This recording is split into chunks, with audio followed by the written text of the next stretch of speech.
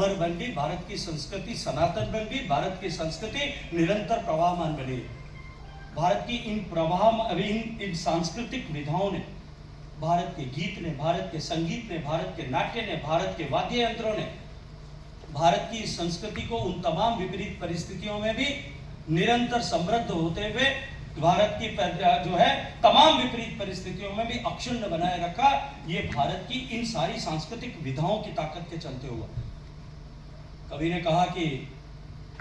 यूनान मिस्र रोमा सब मिट गए जहां से, कुछ बात है कि हस्ती मिटती नहीं हमारी। क्यों नहीं मिटी? इस प्रश्न का यदि समाधान खोजने का कोई प्रयास करेगा तो निश्चित रूप से ये जो हमारी सांस्कृतिक ताकत थी, इस सांस्कृतिक ताकत जो हमारे जनजीवन में समाई थी, हमारे रग रग में समाई थी, उसका और उसके प्रति आदर का भाव जो था, उसने इस भारत की संस्कृति को निरंतर प्रवाहमान रखा। आज एक बार फिर वही परिस्थिति बनी। भारत विश्व बंधु से विश्व गुरु की तरफ बढ़ने की दिशा में अग्रसर है, और एक बार फिर पूरा विश्व कौतूहल की दृष्टि से भारत की तरफ देख रहा है। पूरा विश्व आश्चर्यचकित होकर के भारत की इस प्रगति को एक बार देख रहा है। भारत को जानने की उत्सुकता, भारत को पहचानने की उत्सुकता जहां बढ़ी है, वहीं भारत के पर सांस्कृतिक हमलों की भी गति उसी अनुरूप बढ़ी। पहले शायद तलवारों के आधार पर हमले हुए थे, अब वैचारिक तेजाब को डाल करके भारत को पद्दलित करने और इस संस्कृति को एक बार फिर चोटिल करने के प्रयास चल रहे हैं। ऐसे समय में निश्चित रूप से यह आवश्यक है कि हमारे इस तरह के सांस्कृतिक विषयों से जुड़े हुए संस्थान हमारे पूर्वजों की उस प्रेरणा, कल्पना कीजिए 2500 साल पहले, आज दुनिया का नेतृत्व करने वाला अमेरिका जैसा देश 250 साल के पीछे चले जाओ तो उनके यहाँ पे संस्कृति के नाम पर शायद चमड़ा का या कपड़ों का या पेड़ की छाल लपेट करके घूमने वाले लोग होंगे। वहां 2500 साल पहले भरत मुनि ने जब राष्ट्रीय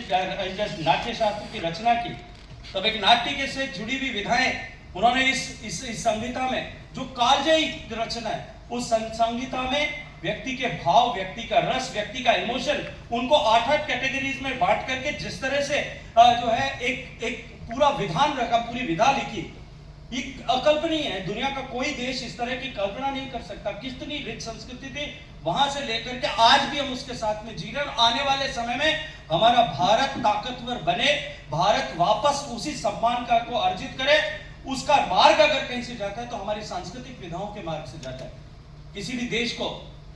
अभी एक नोबेल लॉरेट ने एक आर्टिकल लिखा, इकोनॉमिस्ट ने, उन्होंने लिखा कोई भी देश सुपर पावर बनने के लिए केवल आर्थिक ताकत के आधार पर नहीं बना जा सकता। दुनिया में बहुत सारे ऐसे छोटे छोटे देश हैं जिनके पर कैपिटा इनकम या पर कैपिटा इसको जीडीपी रेट जो है वो बहुत समृद्ध होगा, समृद्धि के उच्चस्थ शिखर पर होंगे, लेकिन they can not become a super power. केवल मिलिट्री की ताकत के आधार पर इजराइल जैसा देश, उसके पास में सब कुछ होगा, लेकिन वो सुपर पावर दुनिया में नहीं बन सकता। केवल तकनीकी की क्षमता के आधार पर, टेक्नोलॉजिकल प्रोडक्शन के आधार पर ताइवान जैसा देश जिसने इतनी महारत हासिल कर ली है, इलेक्ट्रॉनिक चिप से लेकर के सेमीकंडक्टर तक, जो दुनिया को लीड करता है, लेकिन वो सुपर पावर बनने की कल्पना भी नहीं कर सकता। इन सब के साथ साथ में यदि किसी चीज की आवश्यकता है,